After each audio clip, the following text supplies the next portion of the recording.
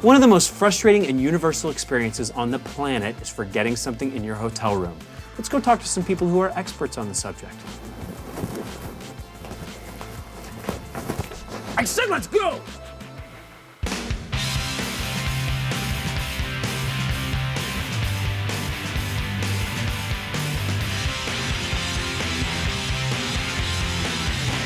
Do you ever have people leave unusual things behind? There's one I can remember. It was a python they left in the tub. I'm assuming you mean Hulk Hogan's arms. You literally a giant snake in the bathtub? Well, it wasn't giant, but you know, I've heard those are really friendly snakes.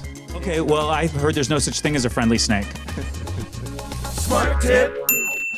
It's a common predicament. You travel miles from home, get to the hotel to realize you forgot your phone charger. So what do? You plop down $30 to buy a charger that's gonna go in a drawer with a bunch of other chargers you bought in a pinch. Smart Show viewers, stop the insanity. Go down to the Hotel Lost and Found. Almost every hotel has one, and they're filled with chargers from guys just like you that had to buy them on the run. May I see the Lost and Found, please? Here you go, sir. Thank you. Bingo! The charge I get off of this guy will get me all the way home to the drawer full of chargers I bought when I was in trouble. Thank you.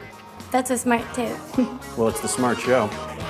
Ooh-wee, I feel the need for Neederator. That's right, folks, it's time again to answer a question off the Neederator. Kevin M. writes, what can I do when I've lost an item but I don't know where I've lost it?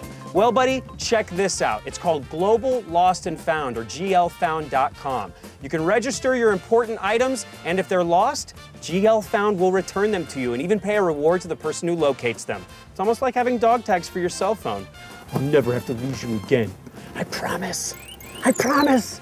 And I promise you we'll answer more of your questions on the Neederator. Just keep typing them in. I'm sorry. There's nothing worse than making a faux pas on a business trip. And honestly, I have a lot of questions about etiquette. So there's only one thing to do. I'm here with an etiquette expert, Julie Hurst, to get some answers, finally. Now, Julie, who gets a tip in a hotel and how do we leave that tip? Everybody who provides a service. So let's say it's a valet. You're pulling up, you tip the person who was opening the door for you $1 to $2. Okay. And then you have the porter or the bellman, and he too gets $1 to $2 per bag. Per bag? Per bag. Okay. Correct. But what I actually have just been clued into for today's interview is that people get tips like maids. It is customary to leave $3 per night. And you would put it, if there's an envelope provided for you, then it goes in that envelope. If there's not, then you will pull out your envelope and put housekeeping or the housekeeper's name, and then leave it on the desk. What do I do about the guilt that I'm feeling that I have stayed in so many hotels in my life and didn't know that? Any thoughts? Well, you could go back to all the hotels you've stayed at and say, I'm so sorry. Sorry. If you go back and look at season 1, that is 40-something hotels from Boston to Los Angeles. So coming up on season 3 of The Smart Show, Henry making up for his faux pas. From coast to coast, hotel to hotel, making up for what he's done wrong. But from here on out, now you know, you are now socially savvy to go out and travel the proper way. And so there are no more excuses. Julie, thank you so much. Thank you. Well, that's it for tipping.